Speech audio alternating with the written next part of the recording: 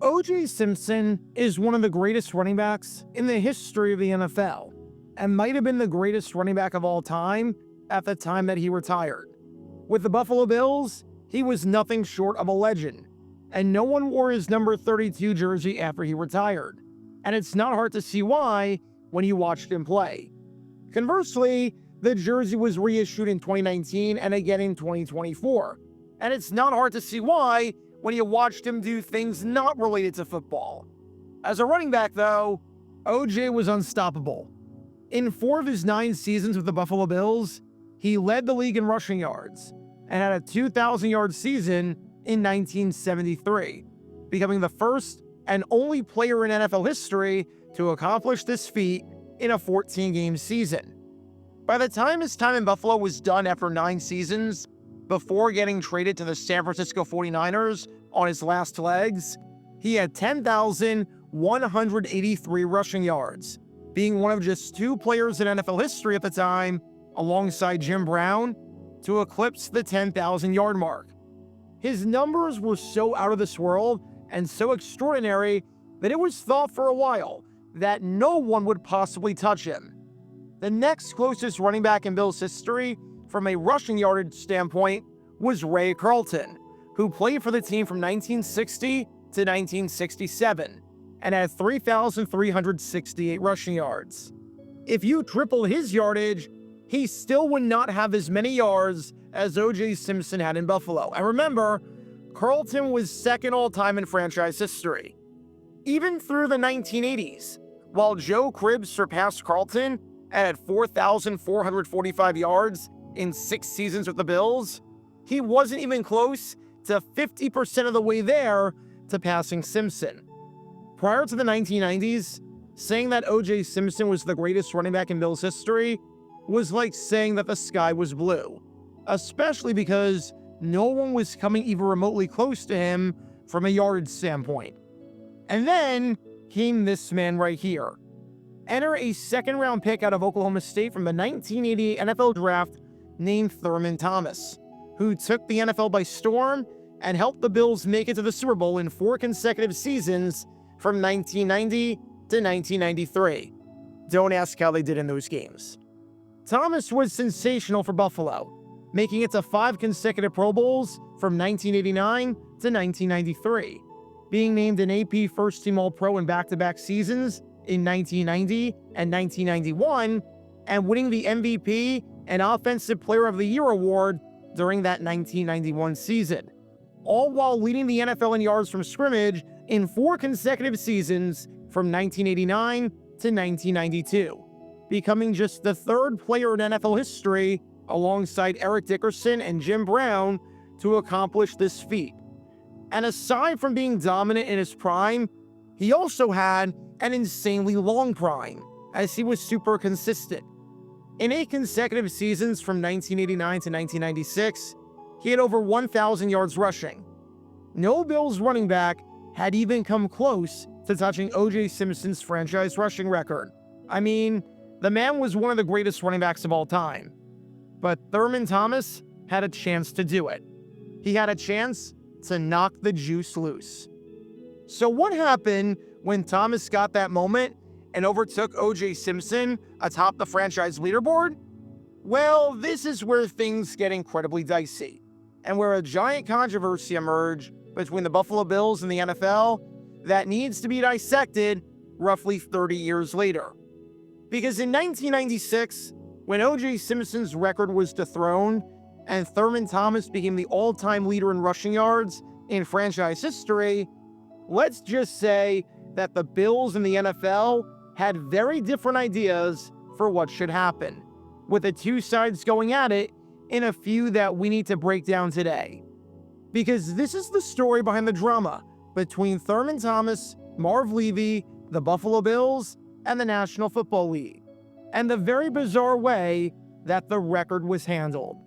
Make sure you hit that like button down below, subscribe, and turn on the notification bell so you don't miss a single video that we post on the channel, because we post every single day on here about the weird and the wacky history of the NFL, with stories like this one that you may not have heard of before.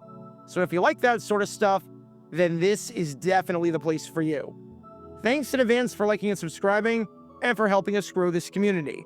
And with that in mind, let's talk about what happens when the number one rusher is treated like anything but one. Before I talk about the incident in question, we need some context to understand the game that this was taking place in, as well as what exactly the man of the hour needed to do in order to get this done. It's October 20th, 1996. It's week 8 of the NFL season, and we find ourselves at Giants Stadium for this AFC East battle between the New York Jets and the Buffalo Bills. For the Jets, their season is dead in the water. They are 0-7 and are the only team in football with a record that poor, although the Atlanta Falcons in the NFC were 0-6 at the time. The Jets were the worst team in football, and the Rich Kodite experiment was a complete and utter disaster, with the Jets having the worst point differential in football at -95, and with the Jets having allowed more points than any other team in the league, allowing 187, or close to 27 points per game, while scoring just 92 points, or 13 points per game on the offensive side of the ball. Long story short, the 1996 season for the Jets is widely regarded as the worst season in franchise history for a reason. As for Buffalo, though, they had something besides pride to play for, because the Bills were in the middle of an extremely tight and intense playoff race. Buffalo entered this one at 4-2, one game behind the Indianapolis Colts for the lead in the AFC East, and coming off of a bad loss to the Miami Dolphins the previous week. Making matters even more interesting for Buffalo was the fact that only 6 teams in each conference made it to the playoffs. And 7 weeks into the season, you had 8 teams in the AFC with a record of 4-2 or better, along with 3 other teams at 3 wins. Oddly enough, of the 8 teams who were 4-2 or better at this stage, a grand total of none of them would make it to the AFC Championship, which goes to show you that the season is a marathon and not a sprint. But that's besides the point. The point is, the Bills could not afford to lose this game. There was too much competition in the division, and the Jets were too bad of a team to lose to, considering the circumstances. On the team side, this game was big for Buffalo. But on the individual side, this game was big for this man right here, legendary running back Thurman Thomas. Through the first 8 years of his career, Thomas had 9,729 career rushing yards, and barring injury, he was going to take over OJ Simpson's record for the most rushing yards in franchise history later in the season. OJ Simpson had 10,183 rushing yards in his Buffalo career, and Thomas, whose worst season in the NFL at the time was as a rookie when he had 881 yards rushing, needed just 454 yards to tie him. And 6 games into the 1996 season, it was clear that this was going to happen, and that for this man right here, his legendary career they are watching highlights of right now would be cemented with a first-place spot in the record book. 6 games into the season, and he was at 392 rushing yards. He was only averaging 3.3 yards per carry, and wasn't necessarily playing the best football by any means. But the 30-year-old running back was entering this game right here, needing 63 yards rushing to break the record, which is a mark he topped in 4 of his first 6 games and each of his previous 2 games. The Jets' defense was god-awful in 1997. This was not the 85 Bears that we were dealing with here, as the Jets ended the year ranked 29th in the league out of 30 teams in rushing yards allowed, had allowed at least 200 yards rushing in multiple games already through the first 7 weeks. In their most recent home game, a 34-13 loss to the Oakland Raiders in Week 6, allowed 222 rushing yards on more than 5 yards per carry. And in the 2 games that Thurman Thomas played against the Jets in 1995, he had 176 rushing yards, or an average of 88 per game.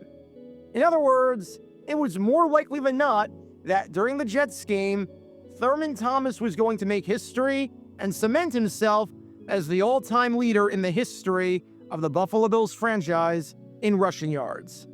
And to start off the game, as you can tell, Thurman Thomas was looking awfully good. On his first drive, both of his runs went for at least 5 yards. By the end of the first quarter, he had touched the ball 5 times for 25 yards. So he was on a 100-yard pace.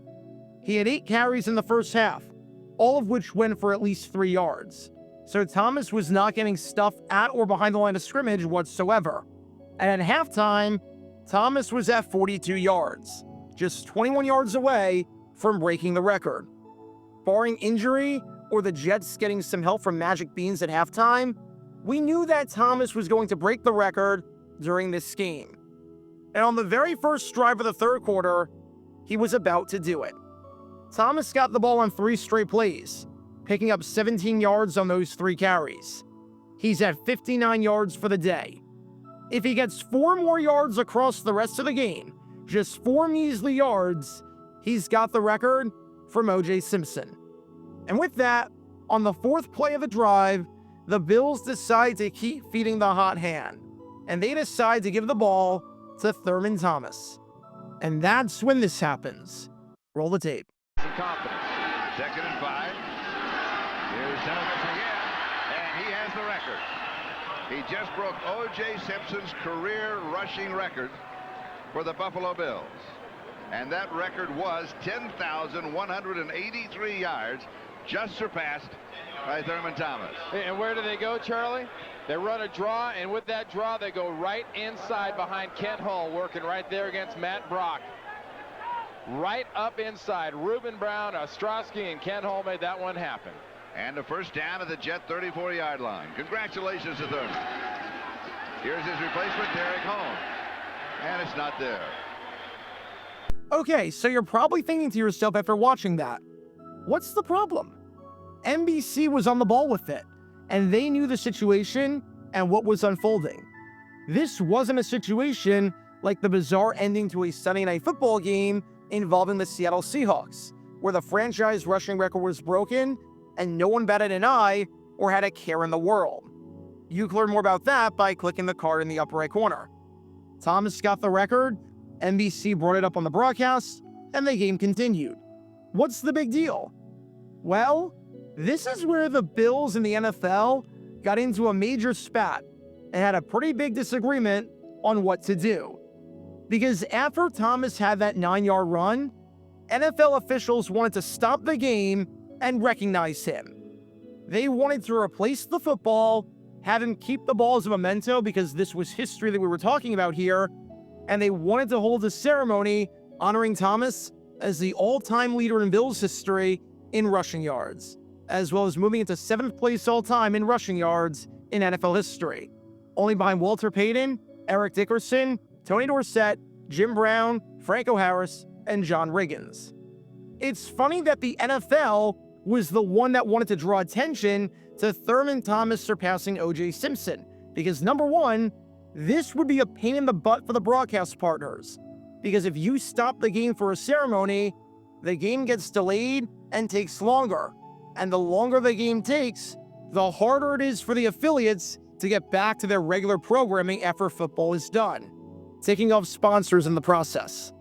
Plus, Game 1 of the World Series between the New York Yankees and the Atlanta Braves was later that night at 7:35 Eastern Time, and this was a 4 o'clock start time. You did not want this game bleeding into the World Series, especially in New York.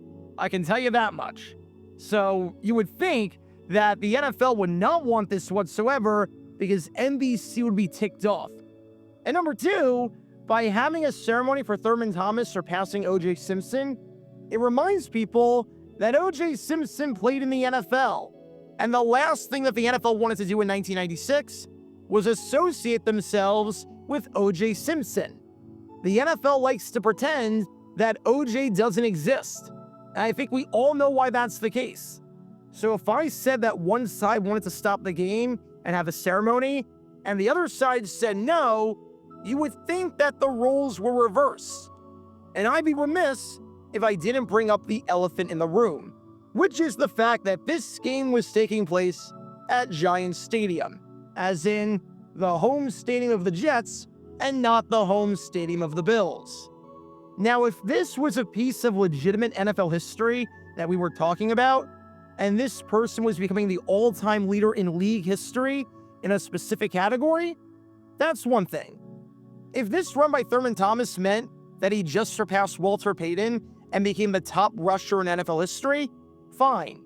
Just like how in baseball, if someone hits a certain milestone number, like 3,000 hits, and they do it at a different venue, they'll stop the game and honor him. The same thing happened in the NBA when Steph Curry set the all-time record for most career three-pointers, and did it while playing for the Golden State Warriors in a game at Madison Square Garden against the New York Knicks. The game got stopped because it was the top mark in league history.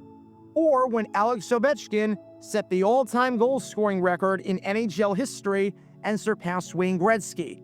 He did it as a member of the Washington Capitals, but the game took place at UBS Arena, which is the home of the New York Islanders. Yet, the league stopped the game and a ceremony was held. A league record, I totally get. But a team record, look, it's obviously impressive, and if this was in Buffalo, believe me, I would completely understand the desire to stop the game for what this man right here did. But do Jets fans really care about a Bills record? Is this really ceremony worthy in a visiting stadium? As a hypothetical that could actually happen in 2025, if you're watching as of this video being released, Bills quarterback Josh Allen has 65 career rushing touchdowns, which is tied with Thurman Thomas for the most in franchise history. If he doesn't score in week 1, but scores in week 2, which by complete coincidence happens to be a game on the road against the New York Jets, do you expect the game to get stopped so that Jets fans can honor Josh Allen being number 1 in Bills history? I don't think so.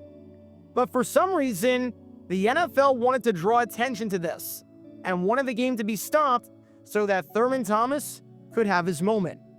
To which Marv Levy immediately waved off the officials trying to stop the game and just proceeded as if nothing had happened. Marv Levy defied the NFL's orders and went up-tempo. He had a game to win. Maybe things might be different if it was the fourth quarter and the Bills were up 31-0. But at the time of this run, the Bills actually found themselves trailing 7-6, and they were driving as they had entered field goal range for Steve Christie. If we stop the game here to honor Thomas, the Jets defense gets, in essence, an extra timeout. They get to take a breather and get fresh. And we're running it down their throats right now with 4 straight positive games, and with the last 3 runs going for 10, 6, and 9 yards respectively. No way are we stopping this game. It's not that the Bills didn't know about the record and were completely oblivious to what Thurman Thomas did. They were extremely aware. Marv Levy just decided on his own accord to wave off the officials trying to wave off the game and say, nope, we're not doing this. Not right now. I'm overriding you guys. Winning this game and finishing this drive is more important than an individual record, no matter how good it is. You would think that Marv Levy would have consulted with the officials before the game on this, and it wouldn't be a spur-of-the-moment decision, so it wouldn't lead to this much confusion, but here we were. And unfortunately for the man you've been watching this whole time in Thurman Thomas, what that meant was that the ball that was used to break OJ Simpson's record, that ball remains in play, and Thomas never got it. While he got the game ball afterwards when the Bills won the game 25-22 on a field goal with 15 seconds left by Steve Christie, and he had 97 rushing yards, now clearly in first, with no chance at losing the record with negative runs or anything like that, he never got the actual ball, which was one of the purposes of the ceremony that got waved off. I don't know where the ball is today, but it's not with Thurman Thomas. Thomas said afterwards that he wasn't going to criticize Marv Levy's decision, saying on this, in a game, you don't want to stop and reflect on what you've done. My focus has always been on the game. But yeah, I was happy. OJ was a great back, and people thought his records were out of reach here. I'm happy I did it with one team with great teammates. To pass a Hall of Famer, it really hasn't hit me yet. But this was definitely the subject of controversy, with one writer criticizing Levy for disrespecting his future Hall of Fame running back and his franchise icon, and joking that in lieu of a ceremony and in lieu of getting the ball used to break the record, rumor has it a Buffalo Ford dealer will give Thomas a white Bronco as a way to remember the feat. In the words of Norm Macdonald, Thurman Thomas never got his lucky stabbing ball. Today, Thurman Thomas remains the all-time leader in Bills history in rushing yards, as he ended his Bills career with 11,938 yards. Not only is this the all-time lead in franchise history, but he is one of just 2 players in franchise history with over 6,000 rushing yards, and one of just 3 players with over 5,000 rushing yards.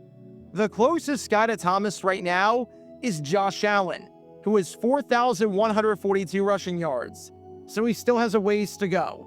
And in terms of running backs, James Cook is the current active leader for the Bills, but at 2,638 career rushing yards, and with his future very much in doubt, I'd be surprised if he gets the remaining 9,300 rushing yards needed to get to Thomas at the top. I don't know what it is with the Bills and records, but there always seems to be something, considering this and considering what happened with wide receiver Andre Reed at the end of the 1999 season, which you can learn more about by clicking the card in the upper right corner. Nobody has worn the number 34 jersey since Thomas left Buffalo after the 1999 season. And unlike OJ Simpson, I'm pretty confident in saying that no one will ever wear the number 34 jersey again, as this will be permanently retired. He got that ceremony with the Bills at least, even if he didn't get the ceremony for setting the franchise rushing record. Whether you side with the NFL on this and think that there should have been a ceremony to honor Thomas for his accomplishment, or whether you side with the Bills on this and think that this should not disrupt the game and that it doesn't make sense to do a ceremony like this in the middle of a drive during a road game, is your call. I'm sure the comments section will have its thoughts on that. Regardless, October 20th, 1996 holds a lot of positive memories for Thurman Thomas, as not only did he get the win, but he got the record, even if he didn't get the ceremony to recognize it. Check out our live streaming schedule for the next few days. We're live every single day on this channel, whether we're covering a sporting event or playing GeoGuessr or just taking your requests. So make sure you like and subscribe and turn on the notification bell so you don't miss a single time that we go live and so that you can join this community. Also, thanks to all our members and our Patreon supporters who get exclusive perks like their name at the end of each video, members-only Q&A streams, and cool emojis to use on videos and during streams. See how you can join this community and become a member or a Patreon member by clicking the link in the description below.